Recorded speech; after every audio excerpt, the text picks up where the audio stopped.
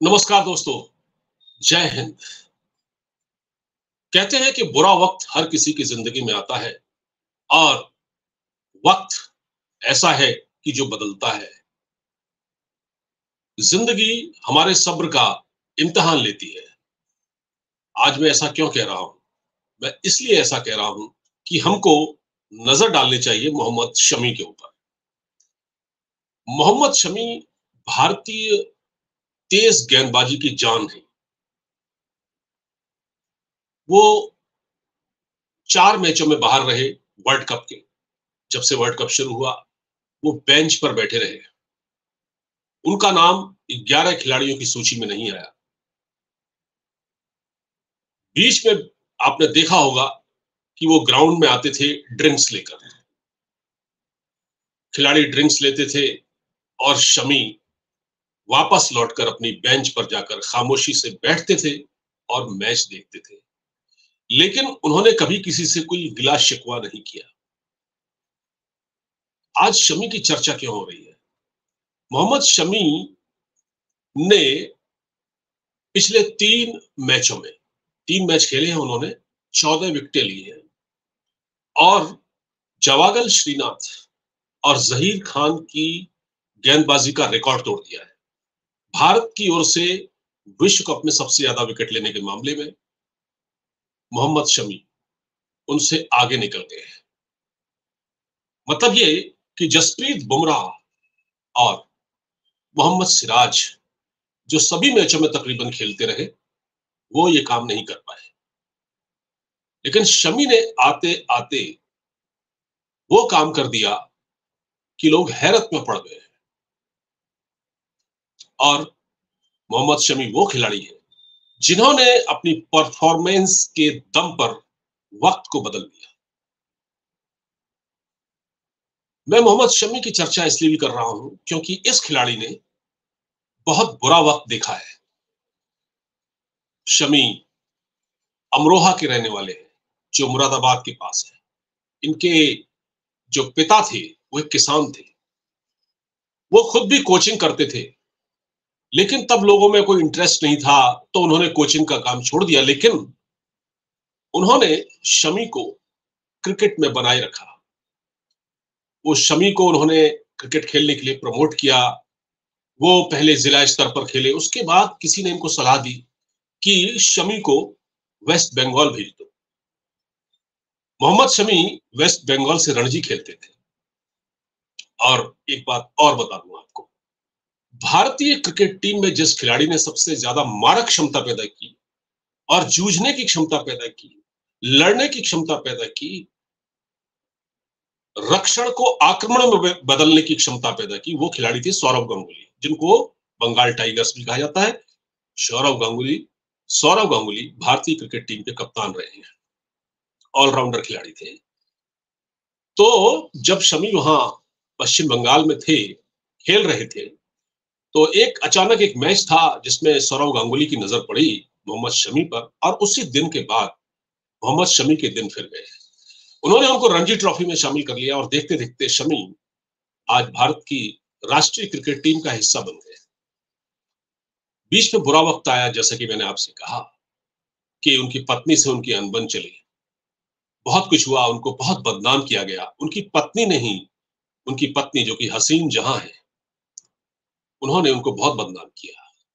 उन पर क्या आरोप नहीं लगाए, उन पर चरित्र हनन के आरोप लगाए, उनके ऊपर उनके बारे में ये कहा कि इसने पाकिस्तानी खिलाड़ियों से दुबई में पैसे लिए।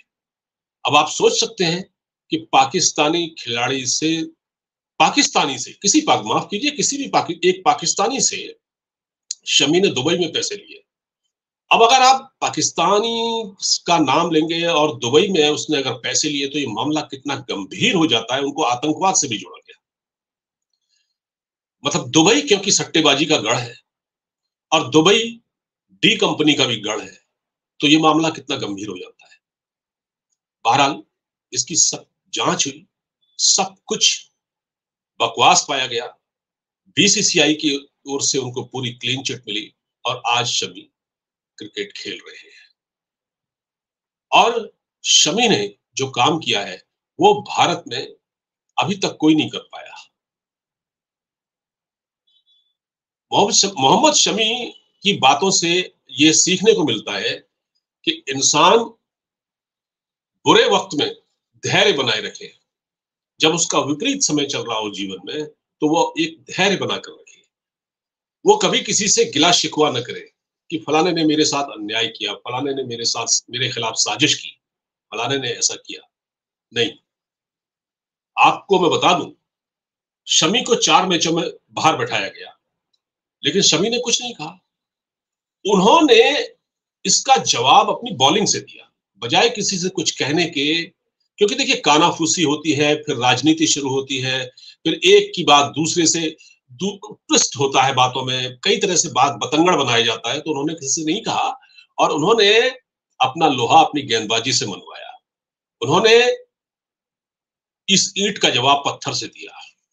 देखिए, उनकी जगह नहीं बन रही थी प्लेइंग 11 में, क्योंकि हार्दिक पांड्या ऑलरेडी खेल रहे थे। हार्दिक पांड्या अच्छे खिलाड़ी हैं, वो ऑलराउंडर है, वो गेंदबाजी करते हैं 140 की स्पीड से, अच्छे बॉलर भी हैं, विकेट कीपिंग भी कर लेते हैं, बॉलिंग भी कर लेते हैं, अच्छे फील्डर भी है। लेकिन उनको चोट लग गई। जब उनको चोट लगी, तो उस वक्त देखिए रास्ता कैसे बनता है। यानी देखिए, ये कितनी खूबसूरत बात है कि रास्ता कैसे बनता है। और एक बात और सुन लीजिए, किसी ने कहा है कि जीवन में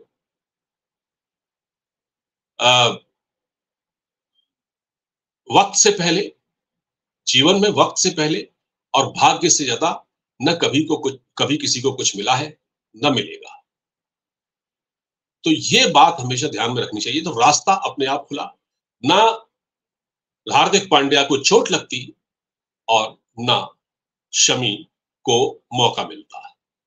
तो सिर्फ एक मैच खेला और उसमें उन्होंने जिस तरह की तहलकाखेज बॉलिंग की, जिस तरह उसमें उन्होंने 5 विकेटें ले ली, 5-4 फिर 5, उससे पूरी टीम इंडिया हैरान रह गई, बीसीसीआई हैरान रह गया। भाई, जिस खिलाड़ी को हमने बेंच पर बैठाया हुआ था, और आप शार्दुल ठाकुर को खिला रहे थे यार। शार्दुल ठाकुर के बारे में कहा जाता है कि अनुराग ठाकुर के कुछ नजदीकी हैं, खेल मंत्री, तो शायद उनको इस वजह से जो पर्ची खिलाड़ी होते हैं ना, उनको जगह दी जा रही थी। लेकिन वो लगातार रन पिटवा रहे थे, ना उनके पास लाइन है, ना लेंथ है। लेकिन हाँ, 2-3 मैचों में इंडिया ने उनको ट्राई किया, फिर बाहर बैठा दिया। अब भारतीय टीम के सामने समस्या ये है कि कल को अगर पांड्या ठीक होते हैं, तो फिर किस खिलाड़ी को बैठाया जाएगा, ये एक बहुत बड़ी समस्या है। लेकिन आज शमी के बारे में बात करते समय मैं पाकिस्तान का भी जिक्र करूंगा। पाकिस्तान शमी की इस बॉलिंग को लेकर और कुल जो इंडिया का पेस अटैक है शमी के आने के बाद, मोहम्मद सिराज, जसप्रीत बुमराह और मोहम्मद शमी को लेकर पाकिस्तान में तरह तरह की बातें कही जा रही है। पाकिस्तान के कुछ एनालिस्ट तो इस बात से बेहद हैरान हैं, और बल्कि वो तारीफ भी कर रहे हैं। लेकिन वो तारीफ करने वाले लोग कौन है? वो एक बहुत जेंटलमैन लोग हो सकते हैं, एक दो, वसीम अकरम टाइप। वरना पूरे पाकिस्तान में क्या कहा जा रहा है कि जो व्हाइट बॉल है, उस व्हाइट बॉल में कुछ गड़बड़ है। मतलब, जो बॉल भारत को दी जा रही है खेलने के लिए, वो ऐसी दी जा रही है जिसमें सीम ज्यादा है, और जिसका इस्तेमाल मोहम्मद शमी बखूबी कर रहे हैं, और भारतीय गेंदबाज विकेट चटका रहे हैं। तो क्या ऐसा हो सकता है? ये साजिश की फैक्ट्री पाकिस्तान में जो लगी हुई है, ये इस तरह की बकवास क्यों कर रही है?